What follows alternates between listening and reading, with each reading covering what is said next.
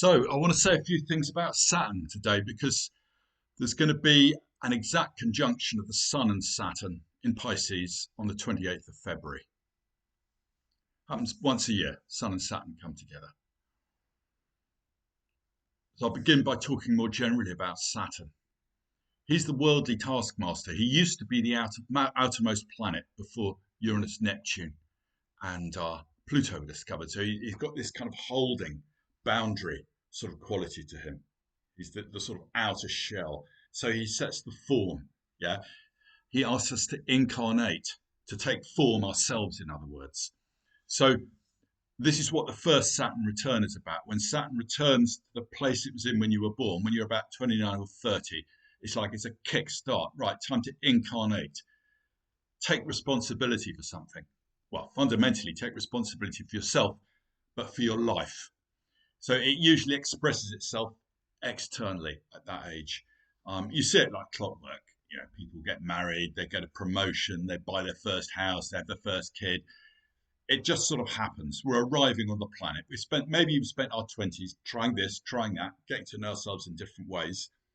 But finally, we need to move from the dreamer into the actuality, into bring spirit into matter, because that's all we're here really to do, is to bring spirit into matter. And so we spend 30 years doing that. And then Saturn comes around again when we're about 58, 59, and it's the second Saturn return. And I think what that one is about is it's time to stop being a responsible adult. You've proved that, yeah? It's time to let go now. Because Saturn, yeah, he's very good at getting us to incarnate, to do things, to make things happen, but he goes too far. He's the evil presence behind the Protestant work ethic, if you like, that says, you're not a valid person unless you've been busy, yeah, ideally working. It doesn't matter whether or not it means much to you. It doesn't matter if it achieves much. Yeah, what matters is you've kept busy and that you get up early. So he needs to be hauled off a bit as well. Yeah.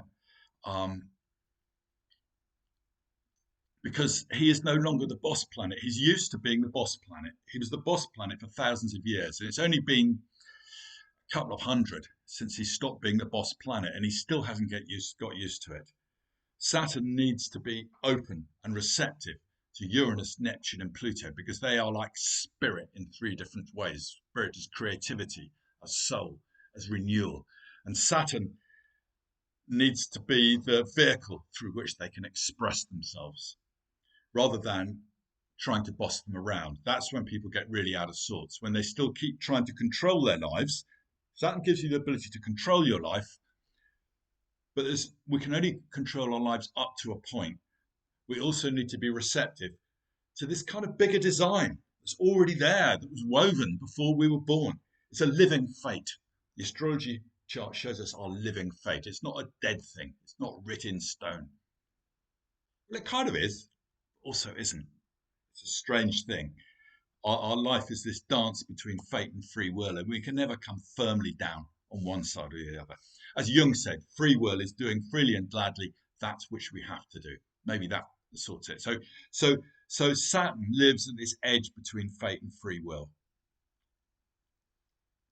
And so we get to our late 50s, and it's time just to let go and, in a way, do our best work, because we're not getting in the way anymore with our own limited human plans. And that's a difficult one. So Saturn can deny the value of what happens within. Yeah, he can deny the value of poetry, of art, of meditation, of mystical experience, all these things. It's like he measures by how much you're earning. What's your rank in the world? What have you achieved? What's obvious and tangible? That is him. And now there is a place for that, but only up to a point.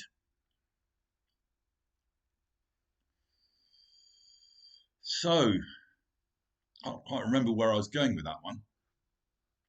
But Sun conjunct Saturn in Pisces. This is what we're faced with now. So it is a call to incarnate. If you've got Sun and Saturn in aspect anywhere in your chart, then when they aspect in the sky, That will activate that in your chart. I think that's my own theory about how transits also work, but I find it to be true. Like I've got a Jupiter-Neptune conjunction, which probably happens every 15 years or so in my chart. But every time Jupiter and Neptune come together, I do notice it. The big Jupiter dream, Neptune, that activates. What's your next big dream? So whenever Sun and Saturn come together, if you've got it in your chart, you'll notice it. There is this call to incarnate, right? To actually do something with your dreams. That's in a way what we're here to do. But as I said, up to a point, particularly because it's in Pisces at the moment, which is ruled by Neptune. I mean, Saturn and Neptune are about the two most opposite planets you can get. Saturn is all about form. Neptune is all about the formless. And Saturn tries to boss him around, and then you get swamped down. I think the Iraq War began under like a Saturn-Neptune opposition, and they just got swamped down because they weren't listening. They just wanted they hadn't planned, and it just became this. Well, it became a diabolical mess. It was awful. So we need to listen to Neptune, or he will. He is more powerful than Saturn. It's just that he's more subtle. So yes, that's it. So Saturn needs to be instead of the denier of the inner life, he needs to be turned into its protector, into the guard, into the walls of the monk's cell, if you like. But that's a difficult lesson, and that's a difficult one for us humans to do, is to value what's within instead of value what is obvious and tangible. And even if we do value more primarily what is within, we can feel wrong-footed by the way the world judges us, because Saturn is how the world judges us. The world isn't necessarily going to value us for those inner values. It's going to say, well, you only earn that much and you're this and you're that. They won't value you. So you have to find that value for yourself rather than relying on the worldly recognition. That's a difficult one. We need that worldly recognition to start with. Yeah? We need that basic kind of confidence. But then eventually there's this great turning inwards, classically the midlife crisis. And we find those inner values, and there's never any certificates in that. Yeah? There's never any clear earning potential that tells you how much it's worth, etc., etc. It's something that needs to be valued for its own sake. And this is much more Saturn in Pisces territory. So Pisces, as I said, is ruled by Neptune. And so it's the ocean. And here's Saturn with his timepiece and his rules. He doesn't know what to do. So it really is a time for letting go of that need to prove yourself, need to achieve things. As I said, they have their place, but particularly over until the 28th of February and afterwards, they're still within orbit, but it's applying at the moment, it's getting stronger.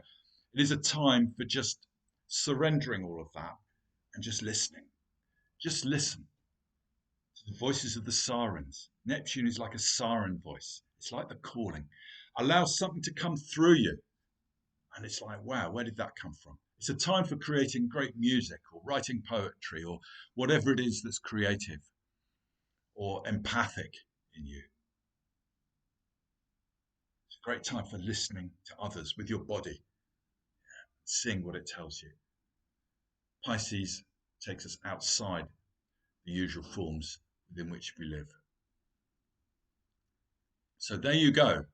Saturn at the moment needs to surrender. That's a whole theme for the next year and a half, because he's still got another year and a half to go. When he gets into Aries, it'll be a different story. But for now, it's about, in a way, you've earned something. Yeah? You've built a foundation. That's enough for now. Now's the time to use that foundation as a vehicle to let something else come through you. That's big, that's beautiful, that's inspired, that's soulful. Okay, bye for now.